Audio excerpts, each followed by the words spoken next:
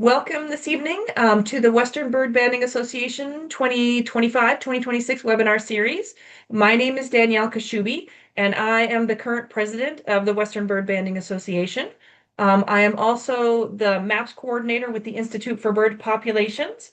And this evening, we're going to have another IBPer giving us a talk, Peter Pyle. Before we get started, I wanted to go over a couple of things. We will be having these webinars once a month through April. And so we're going to be listening to presentations by our WEBA grant recipients, Lauren Hill and Alex Balladron. I'm going to do a WRP workshop. We're going to learn about some of CJ Ralph's work in New Zealand. And we're going to listen to Mike Stewart about his work with GPS transmitters and Greyhawks. So look for notices in your email and your social media. If you're on our list, I will send you invites to these upcoming talks. If you don't want to get any messages from me, please feel free to just send me a message saying I don't want to be on the list. But I hope you can attend. We try and cover a wide range of topics so that people can hear things that they might not see at meetings, or if they can't get to meetings, they get to see these things. These presentations, we would like to use them to help support our WBBA grant program. We, as an organization, give $1,000 to $2,000 grants to people who are doing research and monitoring on using banded birds.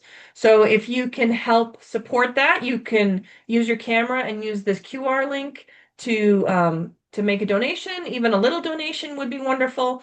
It's not required whatsoever. There's also a link in there, which I have put in the chat, and I will put again in the chat later. And I'll bring this slide up again. But I think for right now, I think we're ready to jump in and start the talk. So I'm going to introduce our speaker today. I've got to figure out how to stop my own share. These are hard things to do. So this evening's speaker is Peter Pyle. He has a man of many hats. He grew up in Hawaii. He worked on the fair lawns for many years. At that time, he worked on both birds and sharks. He's a research associate at the California Academy of Science and the Bishop Museum in Honolulu. He's co-authored thousands of papers. Well, I want to say thousands, but hundreds of papers, and a book you might know, The Identification Guide to North American Passerines. And he also has the one for non-passerines as well. So I want to hand over the talk to Peter and let him get onto the topic that we're here for tonight. Peter, what would you like me to do? Help me share screen. So okay. You're professional now. What's that? It said you're really good. See, it's perfect. It's good? Yeah, the bottom is cut off, but for some reason it will reappear in a little bit, I'm pretty sure. Okay, let me go. All right, let me just see now my slide. There, it's perfect. Oh, okay. Yep. Right. I don't know what changes, but it's perfect. Good. Everything looks good. Okay. Everybody, thanks for joining. I wanted to talk tonight a lot about digital imagery and how it's revolutionized our ability to study molt and also to band birds, or to document age and sex in birds. And have some recommendations for banders on how to catalog your images, name them, do's and don'ts. And then I think at the end of the talk, we'll have a little fun with Macaulay Library and run through that and see what some of the options are. And hopefully you'll see the value of that and you know, how integral it is right now to my work. And I think for the future of banding, it can be a very integral aspect or resource to donate digital images to. So I want to start by thanking the Boreal Maps program and Al Moon up in Alberta, Canada. Most of my banding duties, I actually haven't banded for, I probably banded twice in the last 20 years, but most of my banding involvement now is with the Boreal Maps program, and my assignment is to take digital images and microage the birds. So as part of that, we set up a primer for aging and sexing 80 species that are caught commonly up there. And this is just a slide that I stole from the primer. But we all know how important, I think we're really gaining a respect for how important microaging is. Just to begin with, aging to hatch year after hatching year. But then also, if we can microage birds in the spring, it's really adds a tremendous amount to demographic analyses and modeling to know if a bird's a second year or an after second year. Or in WRP terms, an FCF, FCA, or a DCB, DCA. You can see this slide still uses BBL terminology, but we are actually got a paper coming up based on the use of WRP in the Boreal Maps program and some of the things we've figured out and learned and so forth. So again, we know how important it is to age, and the aging of the microaging of birds for this program have been completely reliant on digital images such as this. So as part of the protocol up there, banders take 3 digital images at least of each bird, and I'll show you the naming of those, but they're of the body and the bander's grip, the wing, open wing, which is what I like to say is where all the action is, and the tail. However, all 3 of them are important for allowing accurate microaging. Sometimes the wing looks like one thing and the tail another, and so we have to figure things out or drop it back to AHY. So that's it's just the digital imagery has really enabled us to microage these birds with a high degree of accuracy. And then we can also look at, here's the WRP. We can also look at variation in plumages, such as in these robins, females and males, SYs and ASYs, and all of this digital images are archived in our catalog. I think we've got somewhere between 15,000 and 20,000 images now in that catalog. But we can refer to them later for analyses on molt extents, plumage variation like this, and so on. So there's just a whole world of potential left here to study birds, molts, and plumages with digital imagery. And it's so different than in the old days when we had a Kodak slide camera. We had to go process the film and spend money, but really digital imagery has revolutionized things.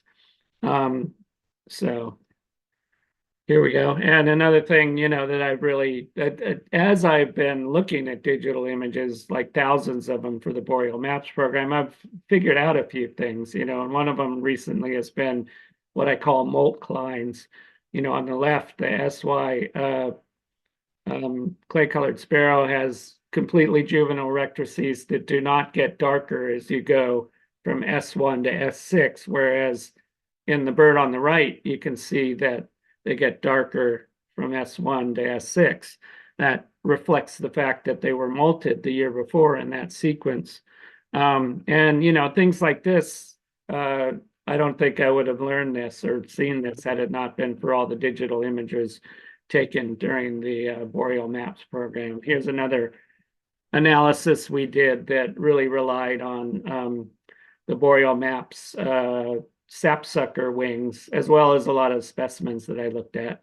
But we were able to really figure out some interesting things about sapsucker molt in that, some birds can be aged to 4Y.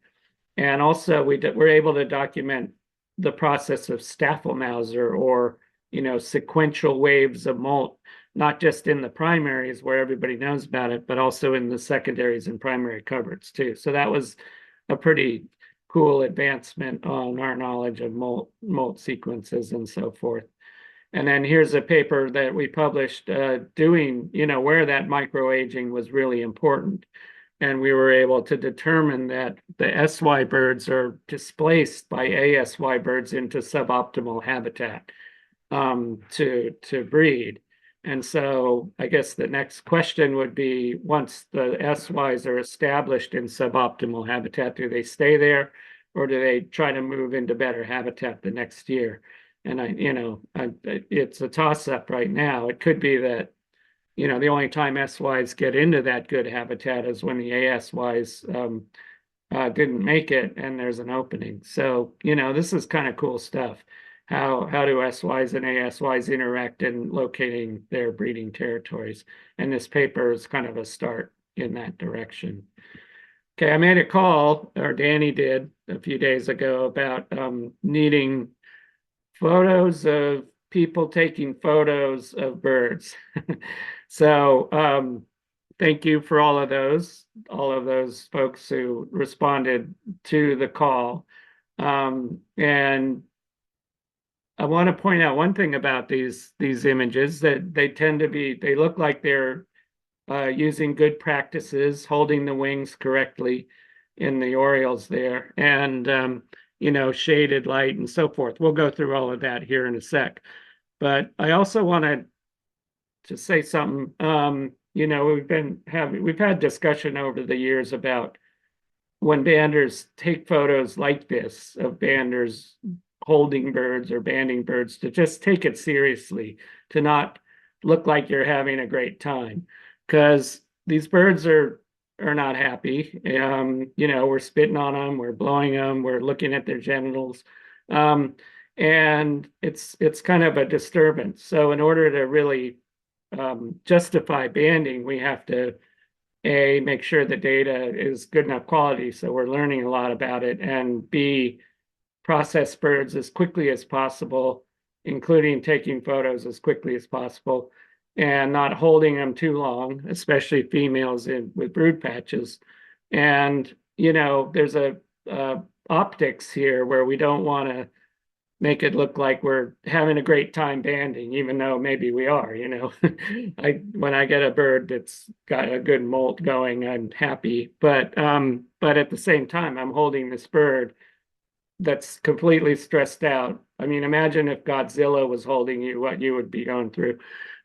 So we do want to process them quickly and get them back into the wild as quickly as possible, and present an image that we're really doing that and taking that seriously. Okay, enough of that.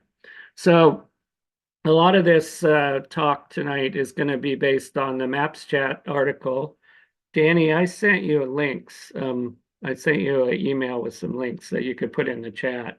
I didn't get very far, but if you want to do that, here's the link at the bottom. But if Danny puts it in the chat, you can copy it out. But anyway, you might want to look at this article. It'll include some things that I forget to say tonight, and maybe other things. But it was kind of fun to put this together, and it's in the spring issue of Map Chats, the last one that's come out. So in that article, I document a few things. One is that there's two ways to hold the open wing for maximum value. The thing you really want to do is make sure every feather is visible, especially the primary coverts, the greater coverts, as we know, the wing, the primaries all the way out. And so the ways to hold birds for good digital imagery are shown here. If you have a partner, there's two hands in the bird on the left, which is a Cape May warbler, by the way.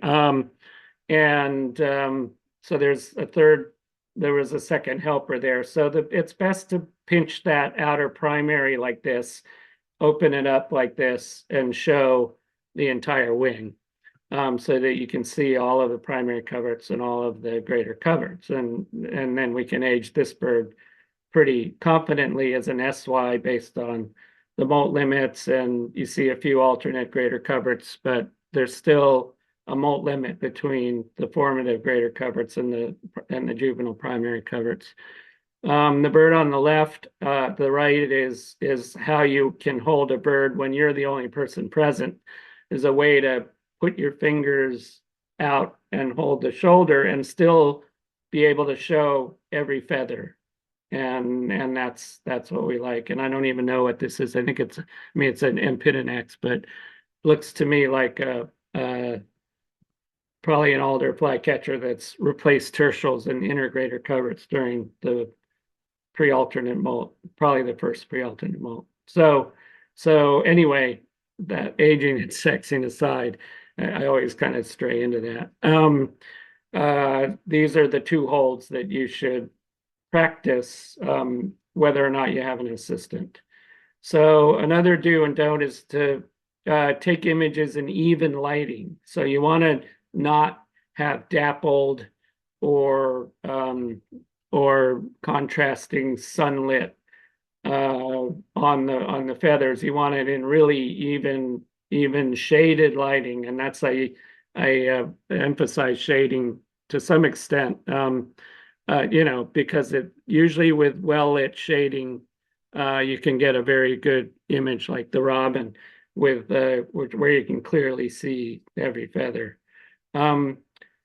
I had a hard time finding images in the Boreal Maps catalog. At least I only checked like the last 3 years that for the don't side. So I apologize to those banders who took these images that say don't. But there weren't many. I was very pleased to see that almost all the images now in the Boreal Maps catalog for the last few years are in the do category. So another well-lit shade, I just mentioned that. So, you want to have the lighting come in evenly to all of the feathers, like the bird on the right, not with a lot of contrast or background contrast, which makes it harder to see the feathers because the lighting will come through them sometimes.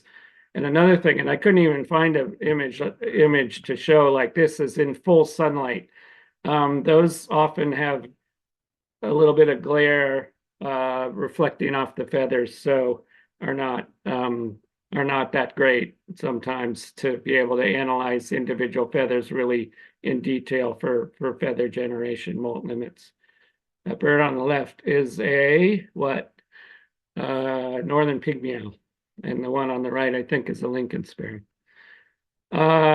Neutral backgrounds, another thing that's important. You can see a nice brown, even background for the bird on the left, which I believe is another Cape May warbler. And then, you don't want to have bright, contrasty, weird backgrounds like the bird on the left. You can see that the feathers of that bird are going to be hard to analyze.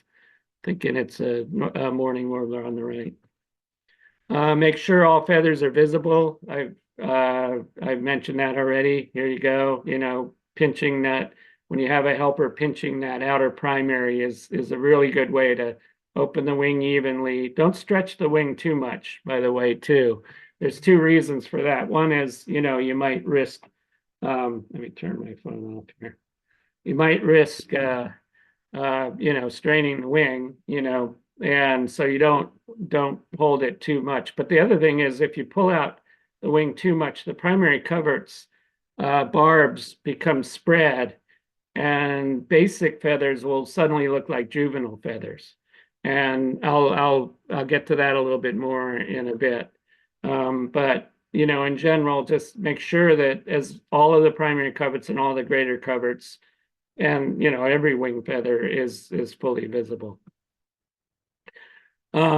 So on the primary coverts, it's often good to, in the body shot, what we call the body shot or the bander's grip shot, to make sure that the primary coverts and the greater coverts are visible in those shots too. And as you can see from the two alder flycatchers on the left, this helps us look at the open wing to be able to age the bird. So that black primary coverts on the bird of the left instantly gets you to ASY for that. And the brown ones contrasting to some extent with the greater coverts on the bird on the right gets you to SY. And this is the only way to micro-age alders, because they replace all of their feathers except the primary coverts on the wintering grounds.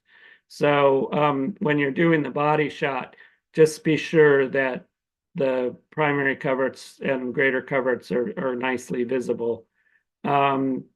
I had I had a hard time in the Boreal Maps program finding a bird where the primary coverts were not visible. So this ovenbird isn't too bad, but it could be better. A lot of times, if you look at the ovenbird, you see the flank feathers are fluffy. They'll come up and cover up the primary coverts if you're not careful. So that's there are a lot of over the years, a lot of our alder flycatchers have had those flank feathers up over the wing, and you can't use the body shot to help assess if the coverts are juvenile or not. So I made the call for squatting over a patch of bare dirt is what I like to do. And nobody came through with anything like that, understandably, I guess. So I went out yesterday and did a demo on one of our chickens. It's not exactly what you'll be looking for to do, but squatting over a bare patch of dirt with the sun behind you, so it's in the shade, is often a very good way to get a nice photo of the birds, whether you have two people or one.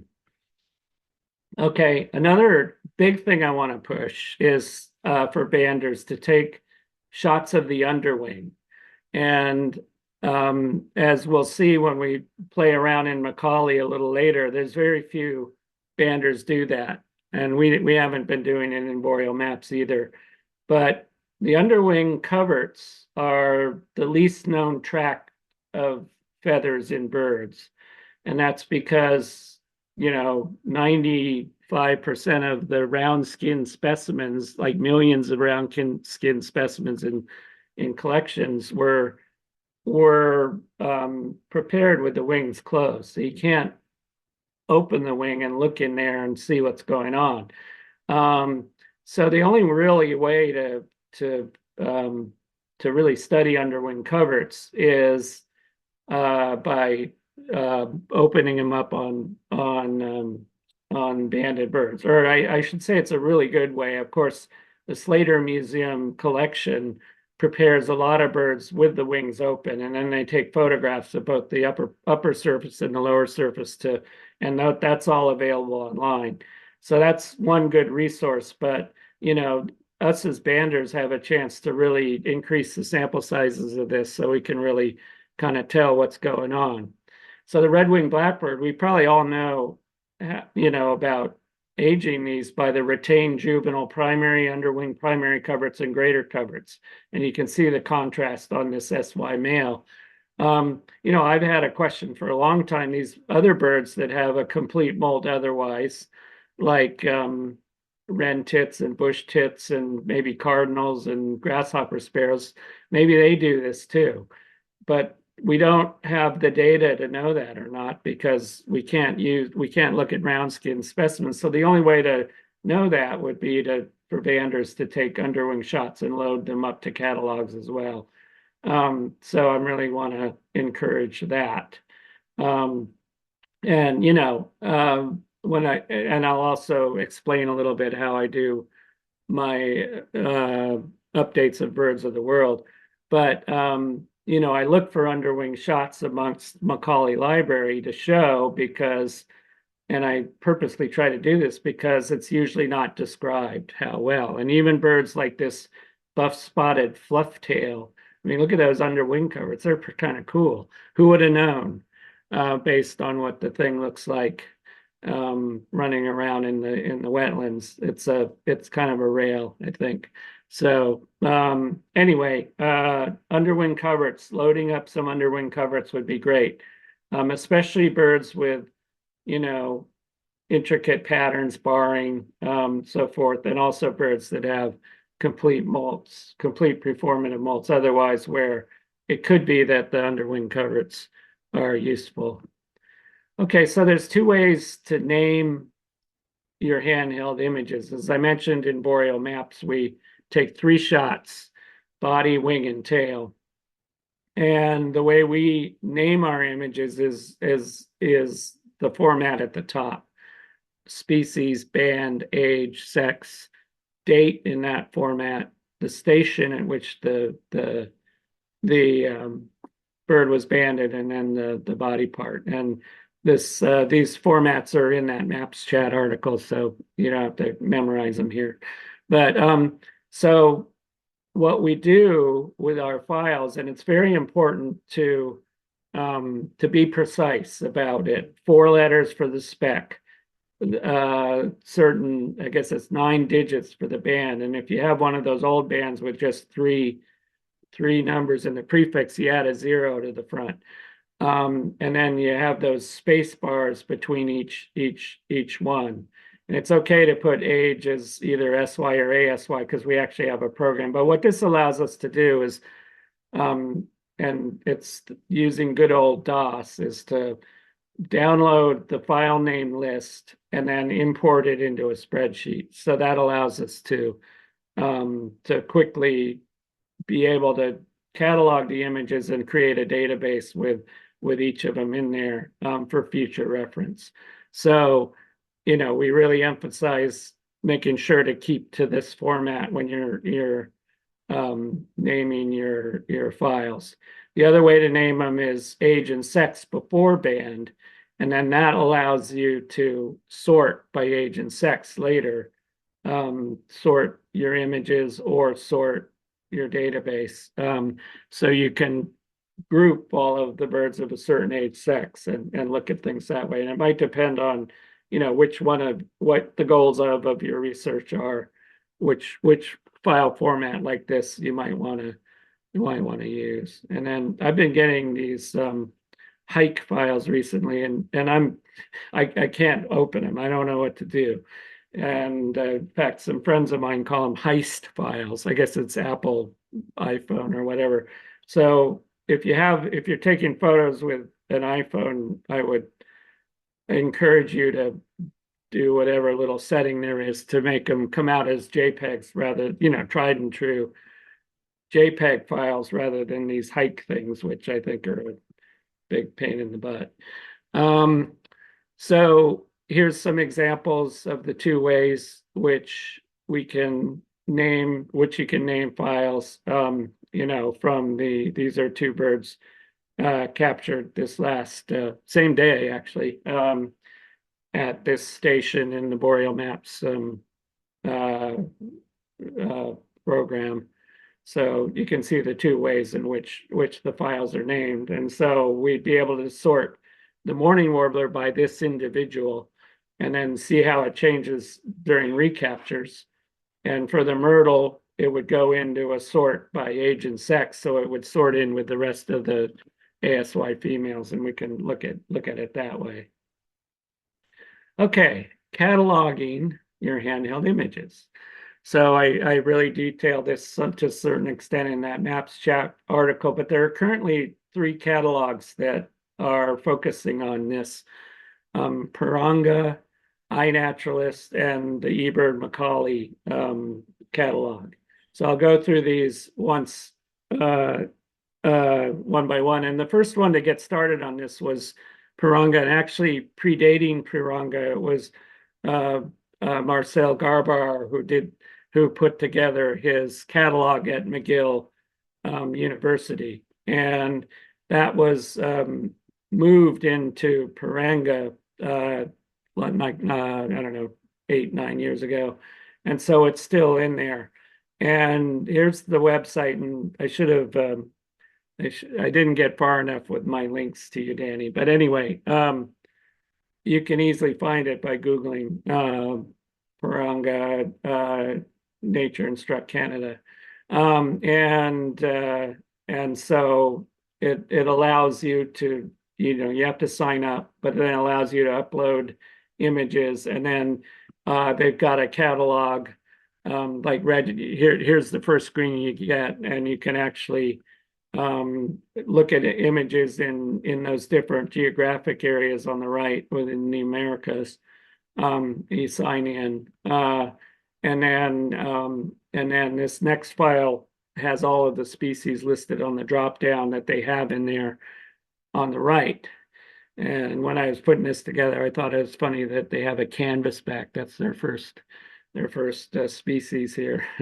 So anyway, then what you do when you hit the link on the right, like this is Baltimore Oriole, is that it goes to this page with images, but also with a nice little information sheet like this that allows you to, with Marcel's original notes and descriptions of how HYs look in fall versus SYs in spring and ASYs in spring and ASYs in fall. So if any of you used to use the McGill site, that's it's still preserved in this format under Piranga. So that's one good place to do catalogs.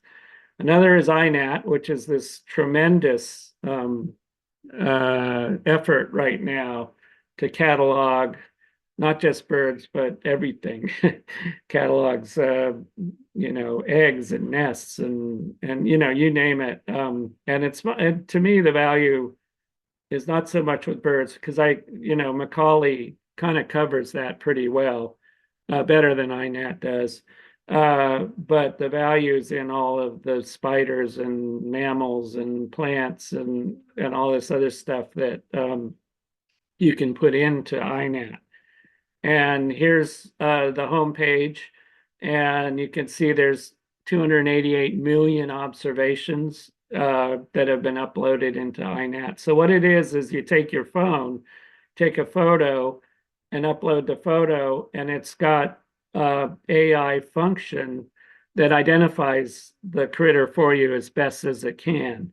And it's pretty incredibly accurate. Even these spiders and moths and slugs and slime molds and whatever it is you take a photo of, it usually gets it right. So it's pretty incredible. And the more images you upload to INAT, as we call it, the better their documentation will be, and the better their identification functions will be as well. And they also have this thing called Seek, and that is you don't even have to take a picture. You're out in the wild as long as you have fairly good reception. You put your phone up to a plant or a critter, and it'll tell you what it is. So, to me, this is a great, incredible resource, especially for kids. You could design a whole biology student class around going out and doing this. And, it's fun because it involves an iPhone and kids love them, and it's or a Android, and it's like an Easter egg hunt kind of.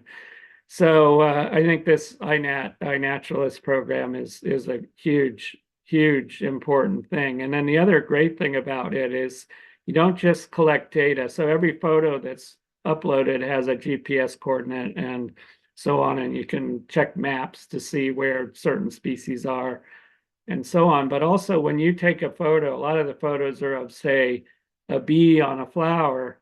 You're not just collecting data on the bee and the flower, but you're collecting data that the bee is on the flower. So a lot of pollinator people are using INAT now to see what percentage what species are the primary pollinators for certain plants, including endangered plants. So there are some efforts for handheld birds in INAT, and that's what you do is you set up a project. And so this is the Louisiana Bird Observatory project, and you sign in to the project, and then you can upload images of wings and handheld birds to that. And there's a couple of these projects. There's one in Europe, I think this one has 1,000 images, 1,000 entries. I think there's one in Europe that's got a lot more now. So this is one way to catalog your wings. And even if it's not part of a project, you can still upload your wing and body and tail photos to INAT, and they'll ID it for you and get it in the right place.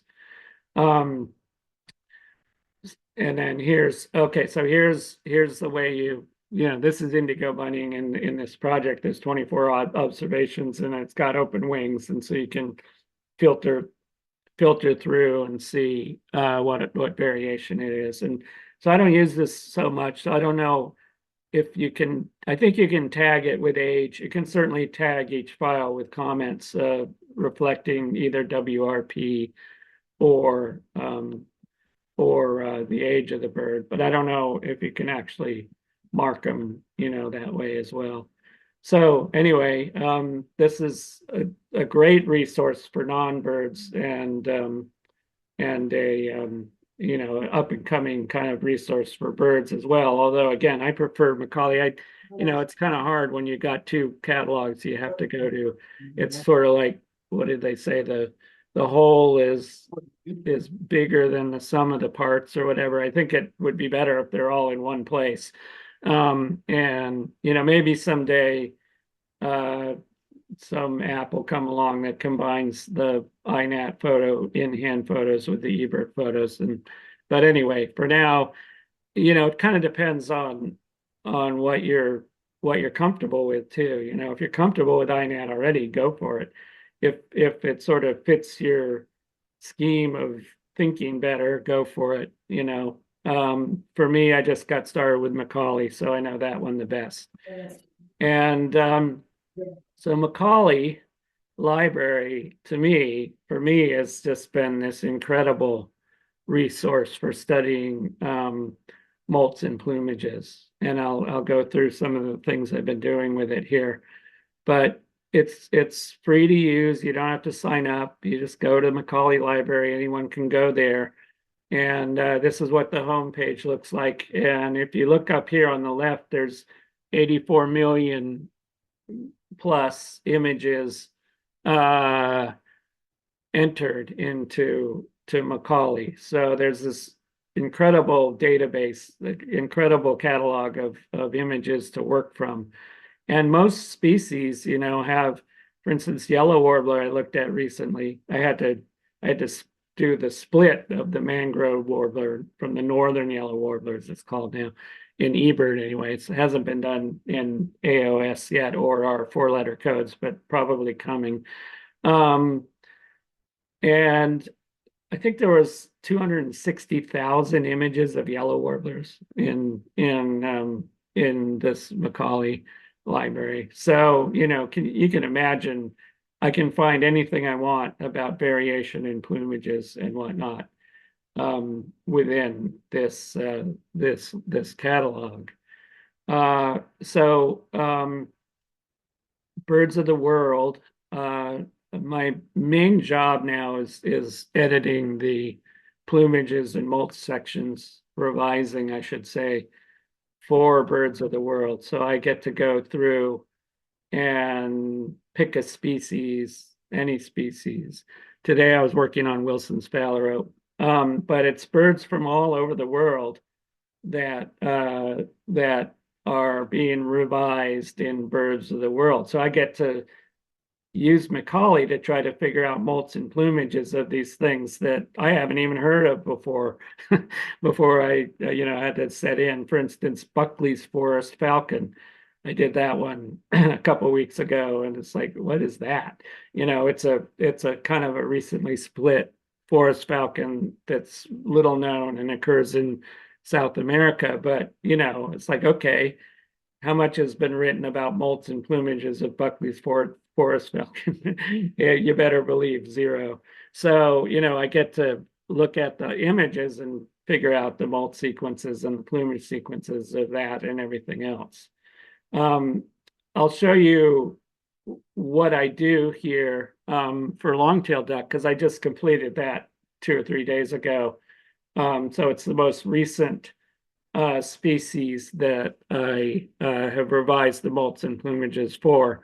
And so here's the home page. It says revision at the top because it hasn't gone live yet. All of the sections have to be finalized before they hit the button to make it live and available. So if you go to Longtail Duck now, you'll see the older version, but in the next month or so, this one will probably come up. So what I do is I revise this section, plumage, molts, and structures, and describe how many feathers they have and so on, and the molts. And the molts of this species have been interesting because it was thought for a while they had three.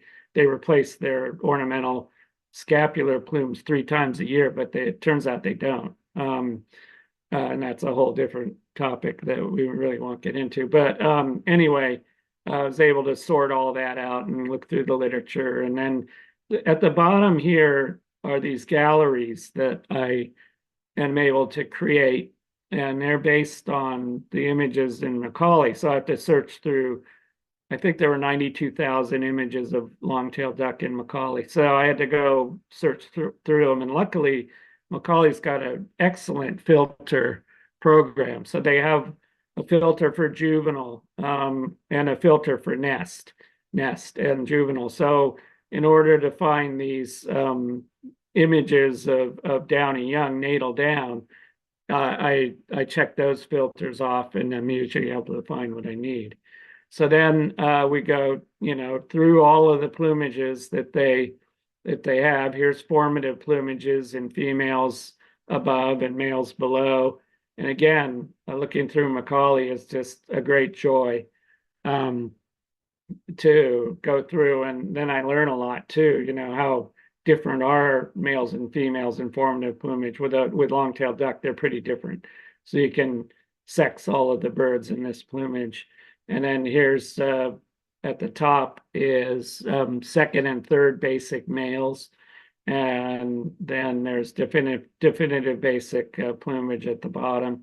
So it's just really cool and fun to pull these images out of Macaulay and put them into here. And then in the molts, there's this whole section for molts. And this is something that I'm going to be pushing until I'm gone. And that's that.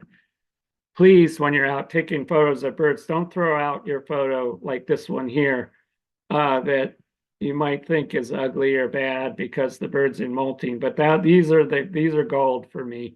Birds that are worn out, trashed, feathers look terrible, the bird usually looks terrible. They're so important. And I did this hummingbird, I'll show you in a second, a hummingbird analysis.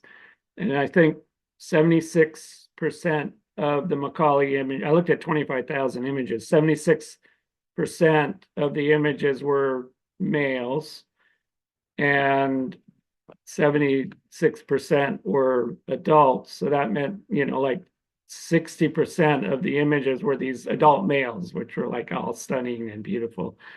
But they told me nothing about molts and plumages. I had to, really go through and look for the ones that were molting and terrible and looked bad. And, there's just a bias amongst eBirders and photographers about putting up photos like that. But whereas, I encourage it because those are the most important ones for me. Here's my list of species, for instance, that I've done lately. Here's long-tailed duck, which I finished a few days ago. And then South American tern, white-throated tree runner, all the way back. And then these I'll be doing Wilson's phalarope I'm working on now through the rest of December. So anyway, lots of fun. From my looking at Macaulay, I've been able to discover some interesting things about molt, and that's for instance, this paper, which I just mentioned, using Macaulay Library to actually figure out molts and plumages in the 8 species of hummingbirds that occur along our southern border, not the ones that most of us catch and see, but these ones that are in Arizona and Texas. And it was really rudimentary what we knew and how to age and sex those birds. But through this big examination of 25,000 images in Macaulay, I was able to figure out some things that were interesting. Like in 6 of the 8 species, the preformative molt is partial, not complete. So that was not known before. In the other 2, in broad-billed hummingbird, it can be partial in some and complete in others.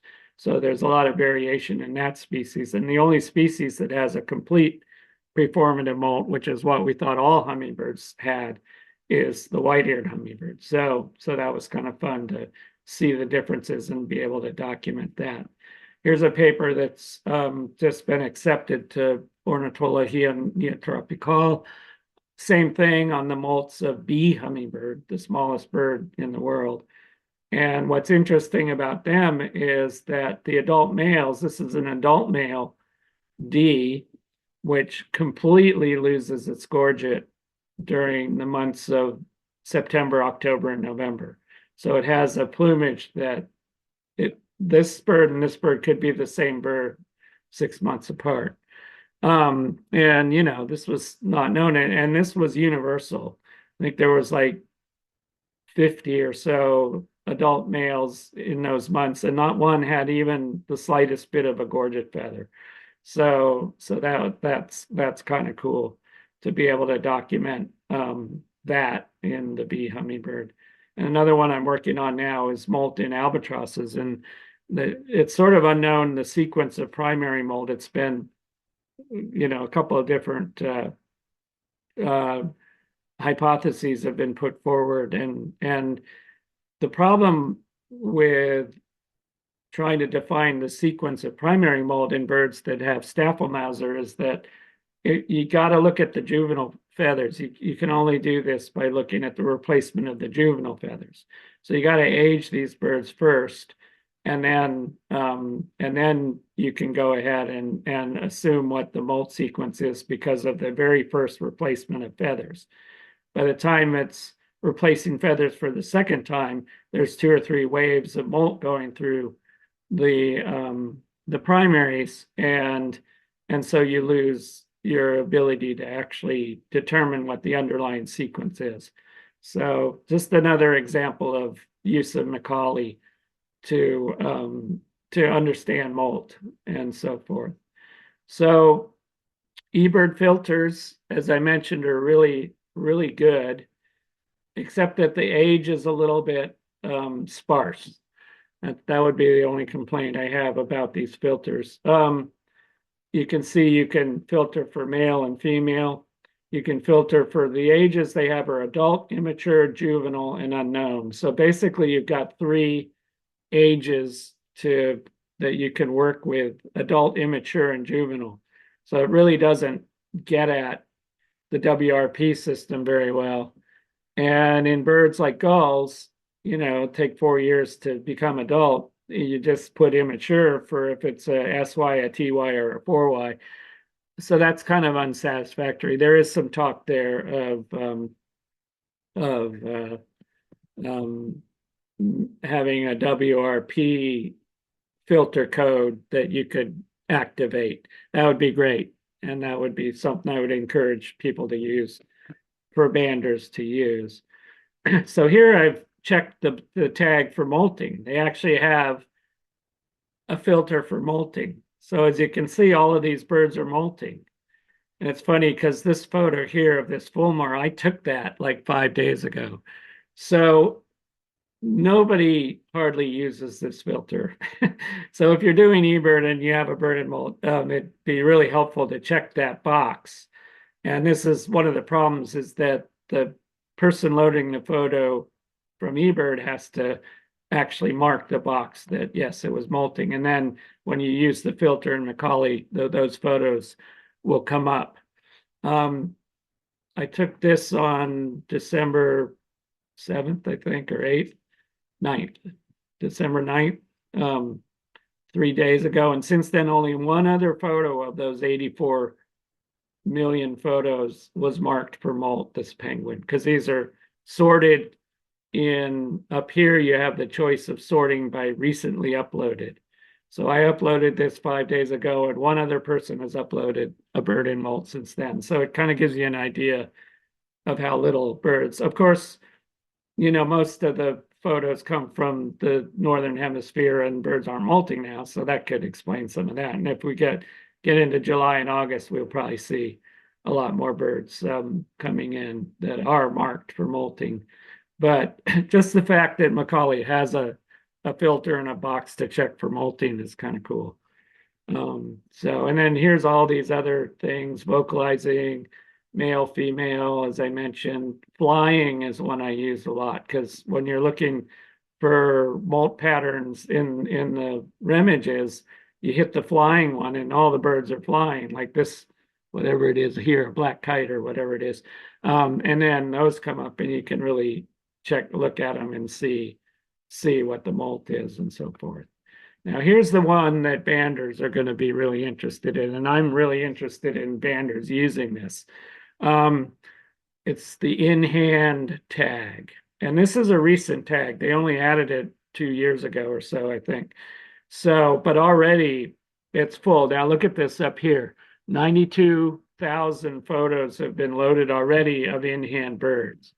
And if you look through, a lot of them are from Europe, they're from South America. So banders all over the world are loading their in-hand photos to Macaulay. So I think this is going to be what I'm going to recommend as a great thing. Okay, so here's a European blackbird with a nice molt limit. So it's an SY. Guess that would be an SY male. So then, of course, you can click in hand and then male, female, immature male. You can collect both of them and all the immature males will come up. So I think this is going to end up being a really great resource for banders. And so to upload your images here, you need to join eBird, which is not hard. And I'm pretty much of a Luddite when it comes to computers and especially iPhone stuff, but I found it to be user friendly. At least it matches my brain in my ability to navigate and do what I want and do the filters and upload photos, and the checklists are in a nice format, and the list comes up of birds expected in your area, so you don't have to go through thousands of species to enter your birds. It's a list of maybe 100 or 200 species, and go through and you add your numbers and then you upload your photos, and that's a pretty easy process too.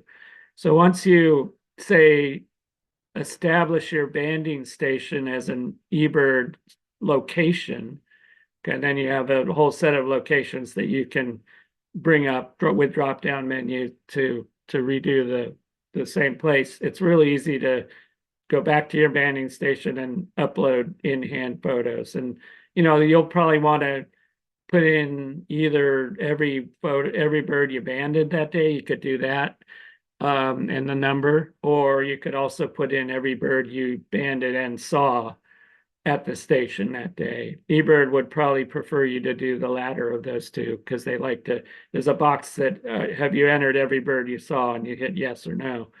But anyway, maybe they'll eventually do a filter for every bird that's banded or not. So I encourage, if you are taking digital images already, to go ahead and load them up into eBird, and they'll be part of this catalog that myself and other future researchers will be able to call up, and we'll play around with that here in a sec. So this is my last slide of my talk on the adventures of molt. So I'm going to say thanks for attending again, but we're not done yet. So now I'm going to go to Macaulay. Hey, Peter, before you go, Yeah, can I ask a few questions that have come up? Yeah, for sure. Let's do that. Okay. So first question is that is the primer that you mentioned at the beginning, is that available, or is that not available? Yeah, it looks kind of good, doesn't it? I don't think it is, but maybe we should make it available. We'll talk to Okay. Danny, of course, is heavily involved with the Boreal Maps program too. So between the two of us, maybe we can strong arm him to put it online or something. He's online listening to this, so maybe we'll see. Oh, Ken, let's yes. do it, huh? Okay. So that was you want to speak on that, Ken? Yeah, thanks. So first off, a couple comments. Peter, you were very kind to our program. Thank you very much. I don't think every photo taken by the Boreal Maps crews over the years has met the quality standards that you gave us credit for. I can say that many of our banders would be terrified to send you a poor photo. So you've got kind of a biased sample there. I will say that we have used many of the photos taken over the years in a training protocol that we run for all our banders every year. We call it the good, the bad, and the ugly. And it does really help elevate the quality of the photos that our teams collect every year. As far as the primer is concerned, please feel free to share that. There's nothing proprietary in there, so yes, it's good for general distribution. And then I did have a question about naming convention of files when we come to that part of the program, Danny, but I'll hold off till then. That is the next question, so go for it. Okay. I'll take a first stab at a question then. We use the naming convention that Peter outlined, and it's excellent for sorting. I'm wondering about the age field in there as we move to the WRP. And there may be a move by state individuals or stations to start reporting more on the WRP than on the calendar-based system. And I'm wondering if you're thinking ahead on how file naming might look in a WRP environment. Yeah, not really, because I think the answer is easy. You just put it in there in the age place. However, then whether or not you want to try to make a catalog compatible is a different thing. You'll have SYs in there with FCFs, and they will no longer sort, as you can imagine. But I don't see a problem entering WRP, and I'll bet there might be some way to easily switch those over. Although in some cases we might not. The WRP is a little more detailed, so we might not know exactly which code. Or we could put both in too. But yeah, I think eventually that should work out. By the way, we have a program. So SY only has 2 letters, of course, and ASY has 3. So that's kind of a little program we have to run to add an extra space to the SY when people do that. But we've been having people just enter SY, not worry about that. And then we can easily globally replace all the SYs with underscore space SY. So then it's able to be imported into a database file. Thank you. Okay, next question. Of the images that are in Macaulay, what percentage have an open wing or a spread wing that are useful for aging? Well, any spread wing's useful for aging. So Right, no, but how many are like that? So like you have, I can't remember what the number you gave is like, are most of them just pretty pictures or what percentage is useful for aging? yeah, well, that's what I'm going to do next. We're going to go into Macaulay and fuss around. And by the way, if anyone has species they want to take a look at, we'll take a look at them and maybe be able to kind of figure that question out. But in using that in-hand filter, I think a lot of them, 50% are open wing. So people are understanding that those are the real valuable images to upload. Okay, so I have someone in the chat that said Wilson's warbler, so Anne Nightingale said that, so that will be our species. Okay. Okay, before we move on to that, I have 2 things. One comment is that when you upload something to Macaulay, you have to hit the user, the uploader puts in the tag so that they say open wing or they say molting. So that's how that tag goes in, I'm assuming. That's correct? Yeah, when you upload an image, you then click on the image and there's a window on the right that has different things you can check. Okay. And there's a little table with the 3 ages and the 2 sexes and unknown, and you can mark within that table.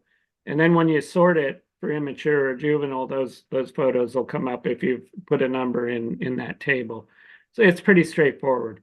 But you do have to know that once you've uploaded the photo, you go back and click on the photo, and then you're also able to add a comment.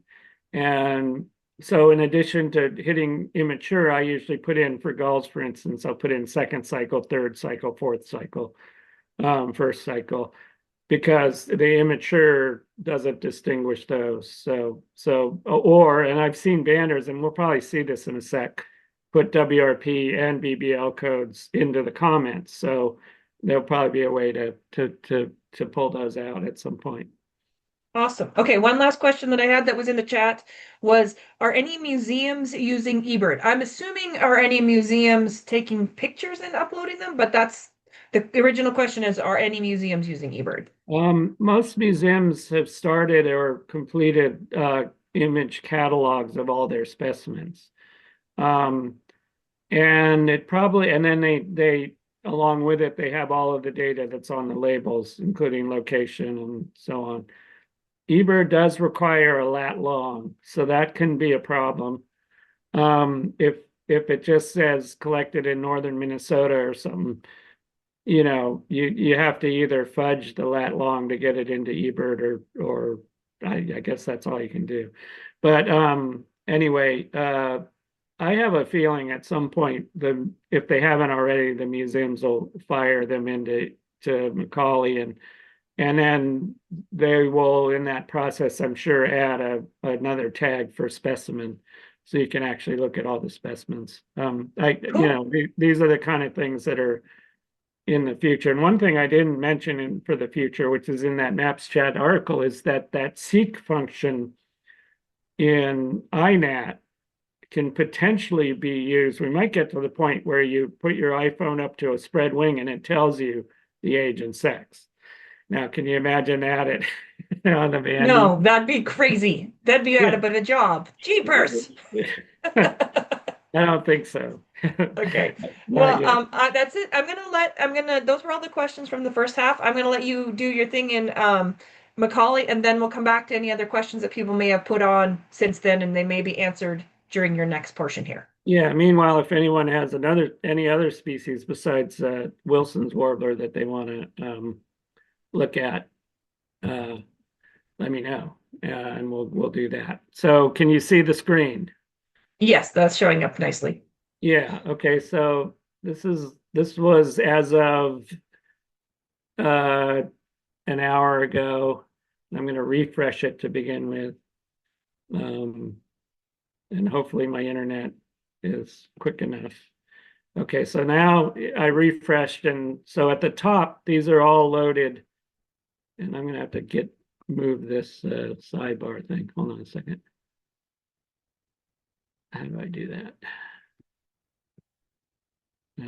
Where do I put it? Should be able to just grab it and shove it somewhere. Yeah, shove it into the corner. Okay, there we go. Let's see. So, it's in the last hour, these have all come up. And so right now, these are, first of all, I clicked this icon, just brings up the photos. And if they also have audio in here. So if I unclick it, all three of photo, video, and audio show up. But I'm usually mostly interested in the photos, so I usually click that. So that just allows the photos to show and not the audio. Up here, you've got recently uploaded. So these have been recently uploaded. They're not necessarily in date order. You have a filter for that. But for instance, newest first and oldest first puts them in based on the time of the eBird checklist. Now, when I did the hummingbird analysis, I sorted them by oldest first. And that allowed me to, as I go through, like often people will put 6 images of the same bird into their checklist.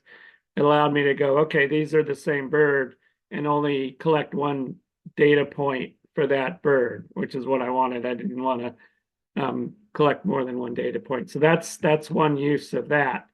The one that I use the most here is best quality. So users have a way of rating each image by 5 stars, kind of like Yelp or whatever. And so, users will go through and go, I like that photo, 5 stars. I don't like that photo, 1 star. So if you hit best quality, they're sorted by the 5-star images first. And now if you look at this, there's some pretty nice images here. So that's basically how all of that works. Now, I guess we'll start with Wilson's warbler. You just start typing in Wilson's, look at all the Wilsons, then WAR, and there it is. And they actually, you can do the 3 subspecies too, but we'll just do main Wilson's warbler. So here they all are. And this again is sorted by best quality. So quickly, what I do for Macaulay is I'll first go to filters and look and hit the nest because I'm looking for that for the natal down. So here are nests of Wilson's warbler, and here, in fact, is an image of natal down.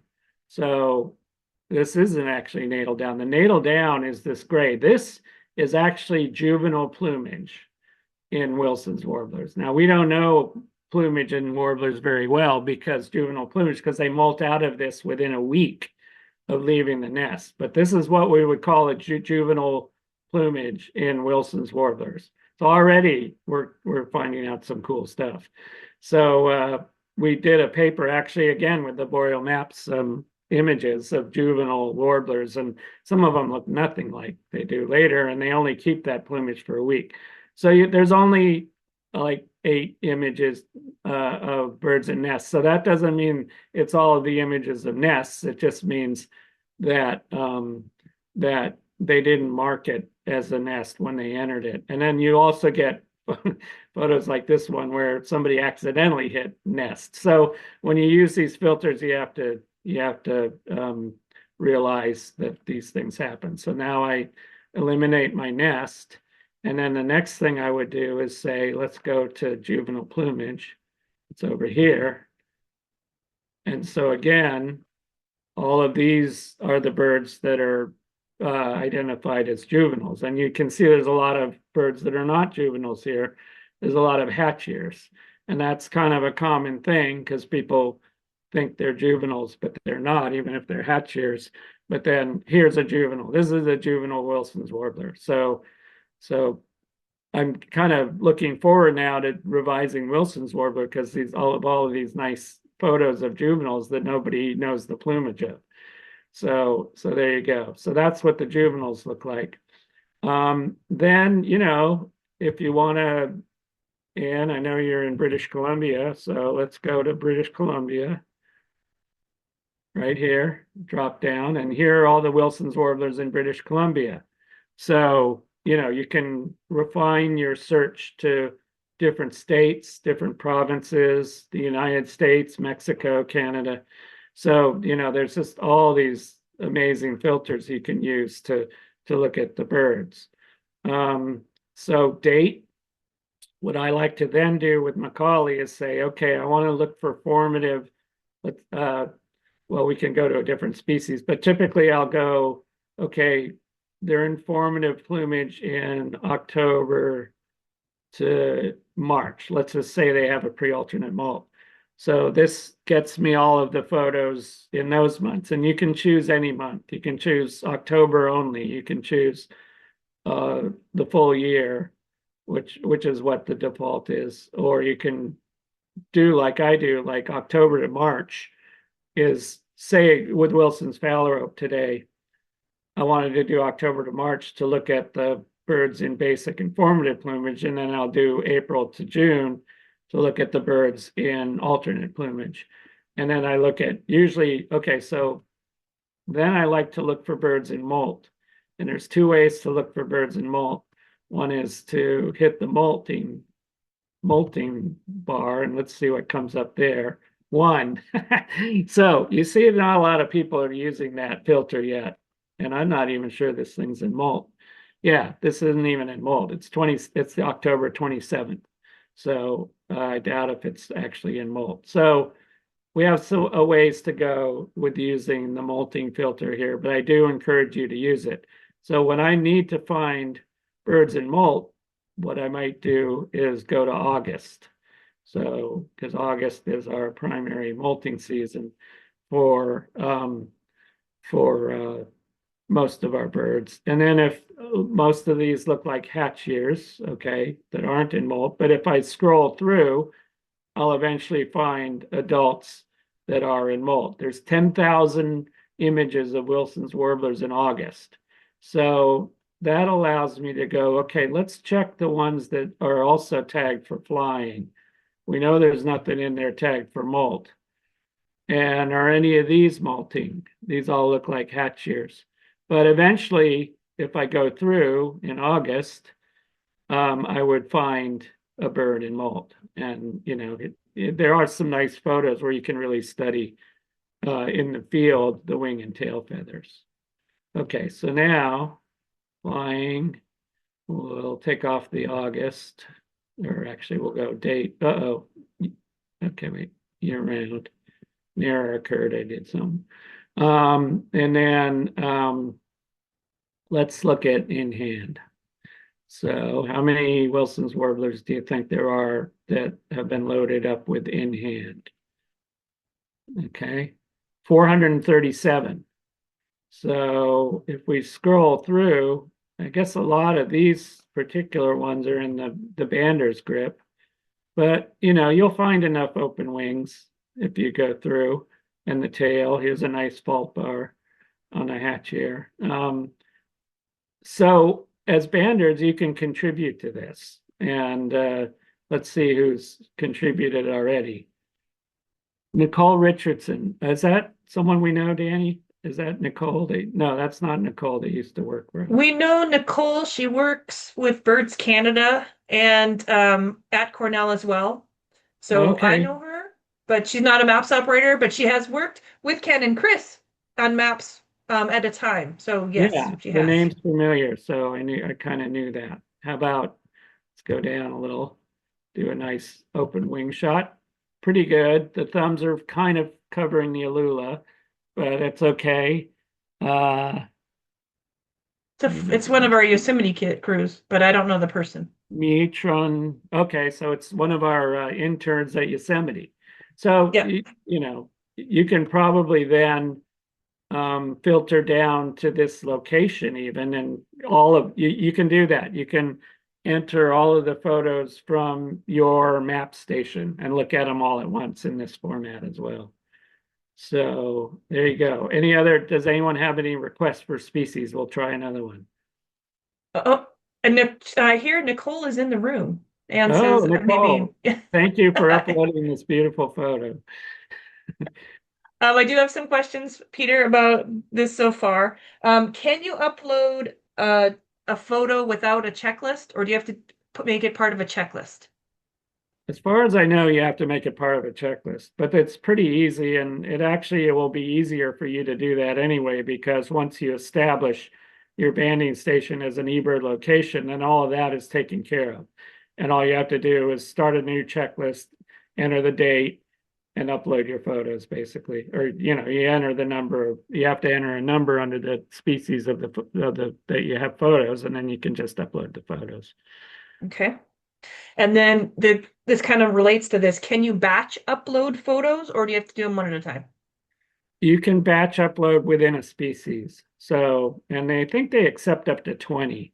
So you can, if you catch 6 Wilson's warblers and take 3 shots of each on a banding day, you can upload all 18 of those as a batch. Now, one of the problems is they kind of don't come in any kind of order. The order they come in is the order in which they're uploaded.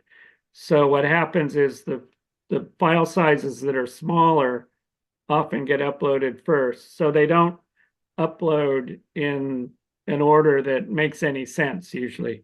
So what I do if I want to show a progression is you have to upload them one at a time at that point, and in the order you want. So that's one little thing.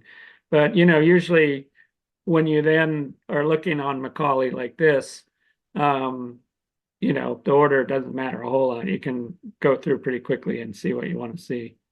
From the chat, I hear from a couple people that you can now put them in the order you would like.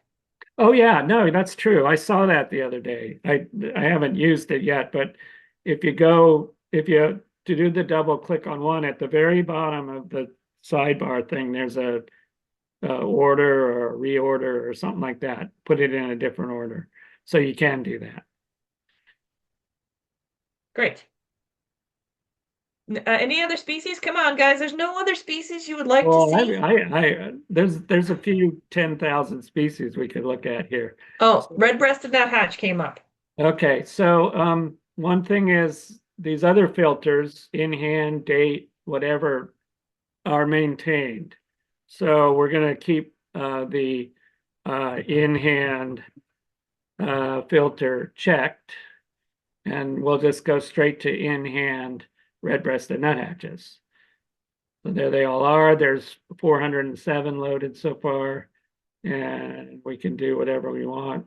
I guess that question on open wing is that there's fewer than I had thought, but I think it might vary by, like, nuthatches are kind of hard to get an open wing shot. Wow, that's a lot of photo grip shots.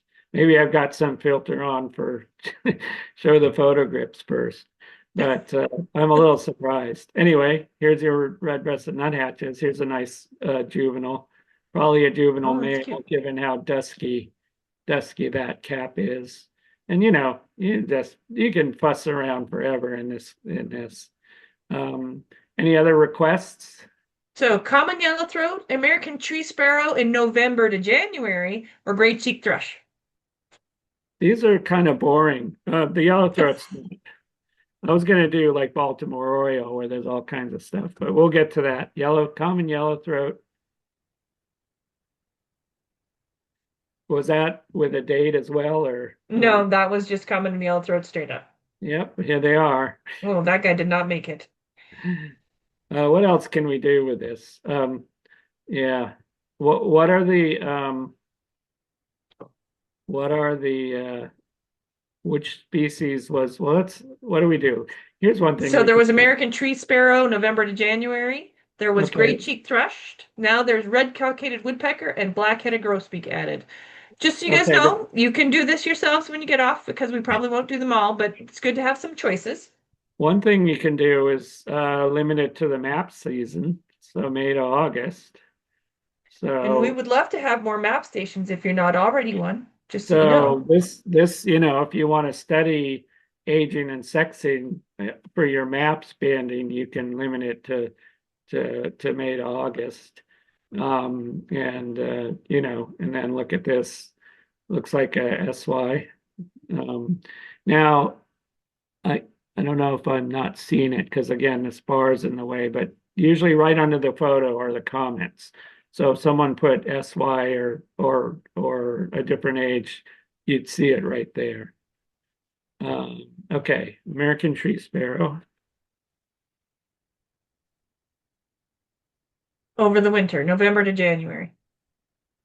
But they do have these little boxes here, but I just want to be more specific usually.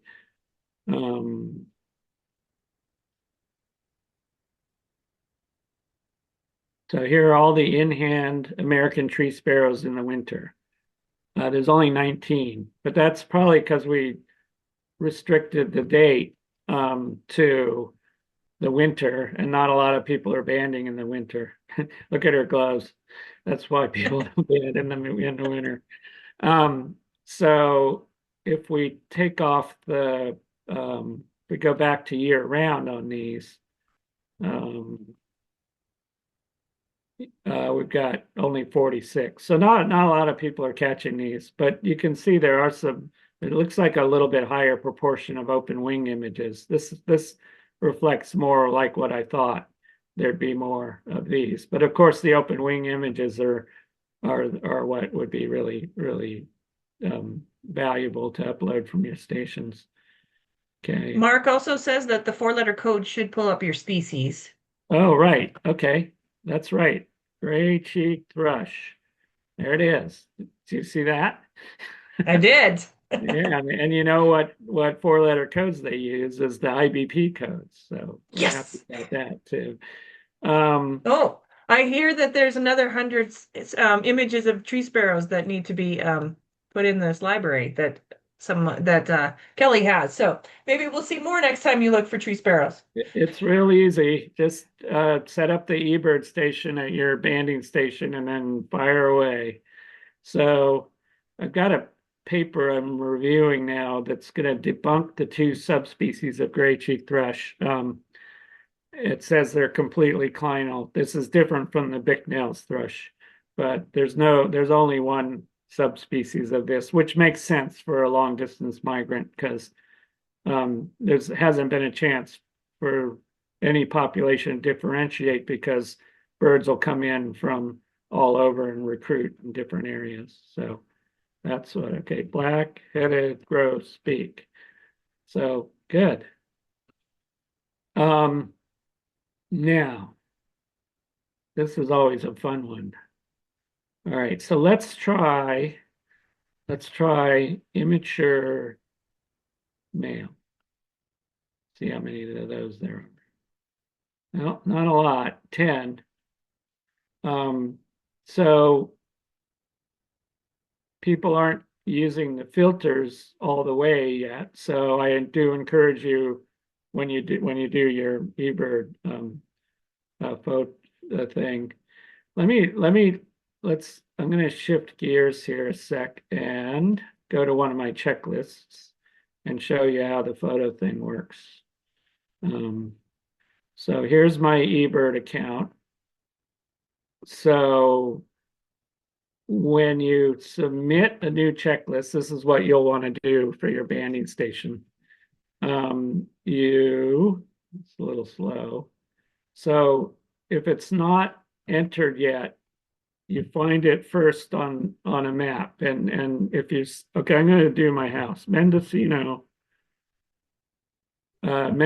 California. So you do that, and then a map comes up of the whole county. Then you can enter a more specific location up here. My internet's a little bit slow, so we'll have to, so there's Fort Bragg.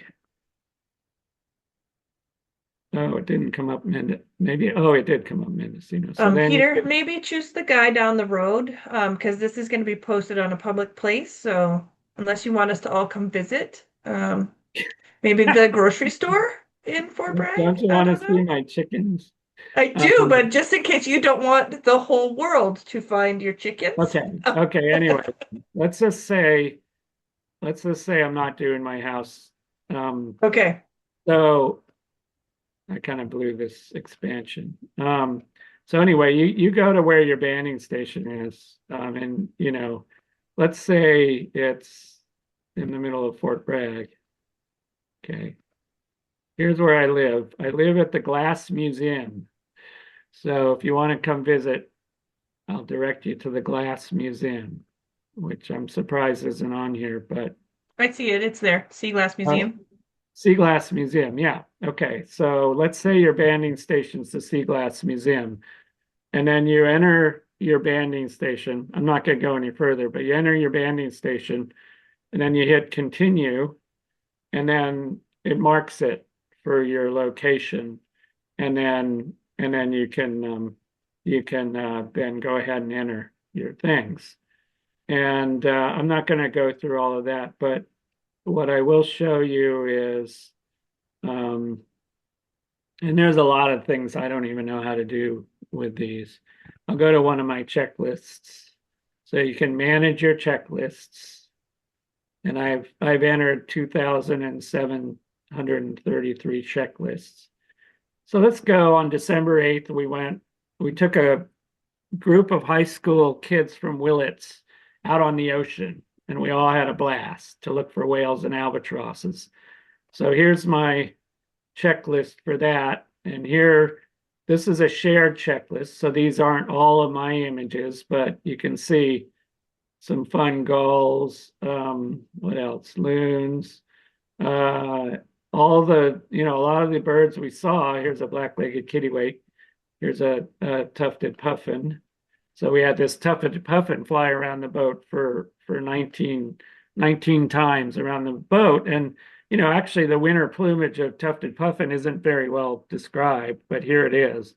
This is a full adult, that usually has the white face and the plumes in summer, but this is what they look like in winter. So now what I wanted to show you was there's this manage media here. So I managed the media. I think only my photos come up in this. We'll see. And yeah, so these are mine. They're not the best. I wasn't the best photographer on board. We'll go to the go. So you double click it, and here on the right is where you can enter all these filters. So I've entered immature, and I put up here dark-headed third cycle Western gull. So that's what this is. It's a Western gull. What would it be? A TY now, 4Y next year. And but it had a fairly dark head, and then up here you can use these arrows to flip between the photos that you've put in. So you can do this with your banded birds too. Here are all the things to check, and you'll definitely want to check in hand, which is here somewhere. I think. Oh yeah, here it is, in hand. So check that box. I could have checked flying because it's flying. I'm not real good at that. Here's that order thing that you mentioned. So you have to look at them all and put 1, 2, 3, 4 or whatever in here. So there you go. That's how you would upload your in-hand photos and then tag them for different things, and especially tag them for in-hand, because then there'll be a lot of in-hand photos that aren't tagged. So if you go to the general full thing, that's what you'll see in-hand ones that weren't tagged, or anything, lots of things that weren't tagged. So it's really good to use those tag boxes. So I'm Peter, gonna stop. Allison asks if you come across a bird that's aged incorrectly, can you flag it in some way?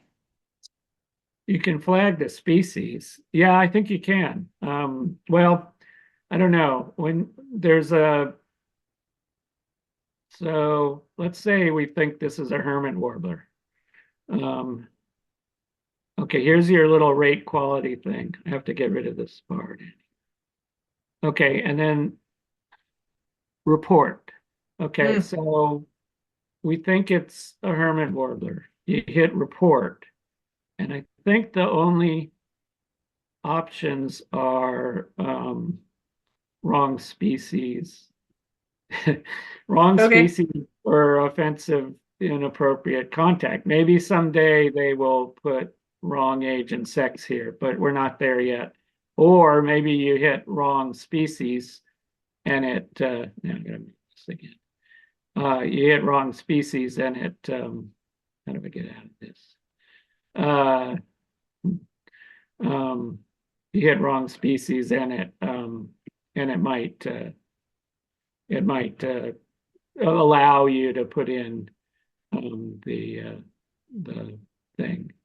My back button isn't shown, so I don't know how to get out of this. But anyway, let's finish it here.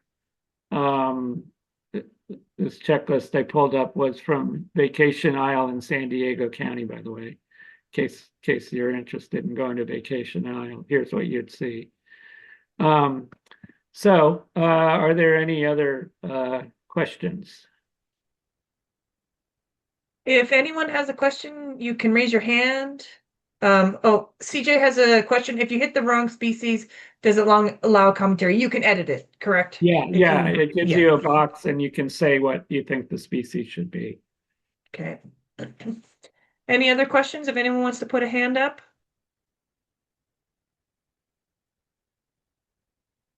I think I hit everybody from the chat. Okay, well, for right now, I don't have any questions. Thank you very much, Peter. I really appreciate it. This is excellent, and hopefully we will get lots more images coming in and people using this feature because I think it's excellent. I do have, I'm going to bring up my slides instead, Peter, for a change here. You want to stop your sharing? I don't want to bump you. Just as a reminder, this has been part of the series that we intend to go on for the can't speak English at the moment. We'll have one of these up through April. I will be sending you information about these workshops as we schedule them, and so hopefully you'll be able to join us for some of those. And if you would like, it would be really helpful if you could donate to our small grants program. I will put this link again in the chat just before we leave. Even if you put $10 in and there were 50 people on here, that's $500 towards our grants, which would be spectacular for helping promote banding and research and monitoring and all of these new programs. So once again, I'm going to take this slide off in about 2 seconds, but I will put the link in the chat. Thank you all for being here. I appreciate it. And thank you again, Peter, for your time. That was excellent. And one last chance for questions if anyone has it. And if not, thank you very much for joining the Western Bird Banding Association for this talk.